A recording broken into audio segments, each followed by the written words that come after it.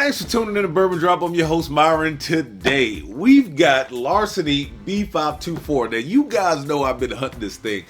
You probably saw it in the last hunt video that I did. Shout out to Angel Share, man.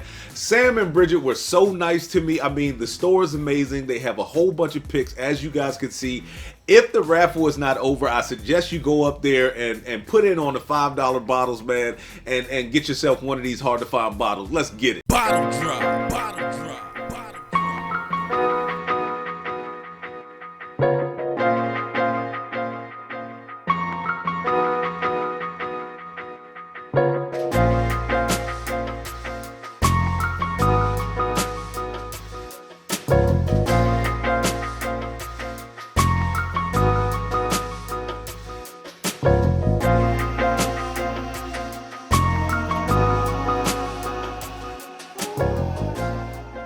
If you're not familiar with the mash bill, Larceny is 68% corn, 20% rye, and 12% malted barley.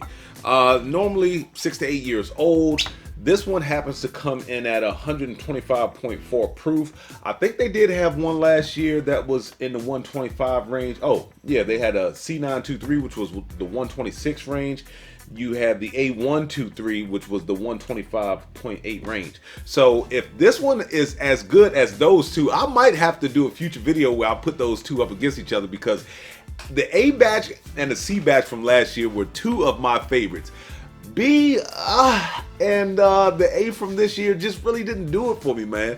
But you know, to me, I'm always going to go out and get them. I think they are excellent bourbon, especially to be 6 to 8 years old coming in. You know, I'm a proof hound, so it's got a whole bunch of proof behind it. Let's get into the nose. Oaky floral.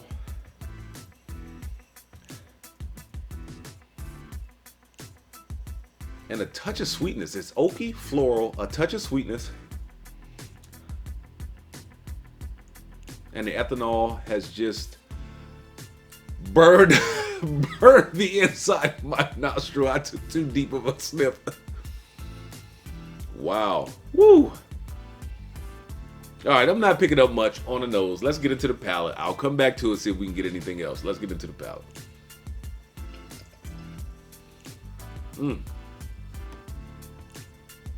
Savory, drying. Oh, wow. It's a little bit of like a orange citrus note, but like covered in caramel. So just imagine like an orange citrus, like an orange citrus note, like a piece of candy, the gummy candy, and dip that in caramel. That's got a nice mouthfeel too. Let's get back into the nose. Maybe I can pull something else out. Maybe because I got a little bit of that citrus on the palate, I'm starting to pick it up in the nose now too, but I'm also picking up almost like a mocha coffee.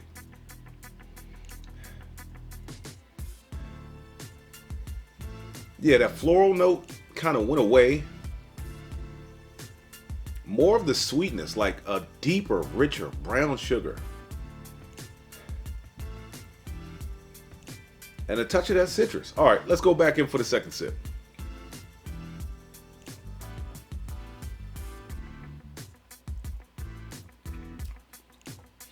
That's got a really nice mouthfeel. The mouthfeel isn't thin, it isn't thick. It's like right in between. That caramel sweetness is really up front. Like you get the caramel sweetness all the way from the front to the mid. That citrus note, that orange citrus note kind of creeps in. Man, that's really nice. I am really liking this bottle so far. Now, when I got it home, I did a little bit of fresh crack. You know, got it down a little bit. I wanted to just let it open up just a touch. You know, like I said, shout out to the people at Angel Share. Hopefully that video comes out right. My settings were way off, man. So I'm gonna try and put that thing together as best as I possibly can. But yeah, so Larceny's, you know, I won't say I have a love-hate relationship with them. You know, even the ones that I don't necessarily think are that great, like the A124, I think it had a lot going on. I just think it wasn't well put together. So, you know, that's not going to necessarily make me stop buying Larceny's. Plus, the good ones far outweigh the bad ones. And it's not like the bad ones are bad, like, oh my gosh, I can't drink it. It's just, to me, the ones that I've had that I would consider not the greatest are better than, you know, the average weeder that's out there. But it's just something about them that just doesn't elevate them to that level that Larceny has when it comes to their greater bottles. Let's get back into the nose one more time. Oh, I've never gotten a pineapple note out of Larceny. Let me make sure it's not the lotion on my hands. This is the first time I've actually gotten like a pineapple note on the nose, like a sweet, juicy pineapple.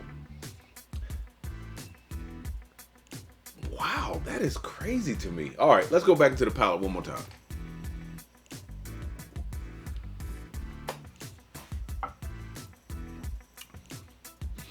A little bit of spice towards the back, along the back of the tongue, but it's barely there. Like it's not like B524, Elijah Craig Barrel Proof. That was a spicy beast right there. This one right here, it has just a little touch of spice just creeping along the back of the palate. And now that coffee note that I was picking up in the nose, it's almost like I'm picking that up on the finish. The finish is like, all right, so I don't do a lot of sugar. I do like Equal, I do let's say Splenda. If you've ever had a coffee with like Equal or Splenda, that's almost what it's finishing with. So you've got a little bit of spice and you've got almost like this sweetened coffee finish on it. I am really digging this bottle. It to me, even though it comes in at 125.4 proof, when I first got it home, first drink of the day, yeah, it was a little bit much on the palate. But now that I've gotten into it, man, it's become easier and easier to drink, and it's got these really nice, like I said, caramel dipped citrus, a little bit of that pineapple on the nose, almost like a sweetened coffee in the back with a little bit of spice. I am really digging this bottle, so let's get into the breakdown. All right, you know I pretty much chase all Heaven Hill products.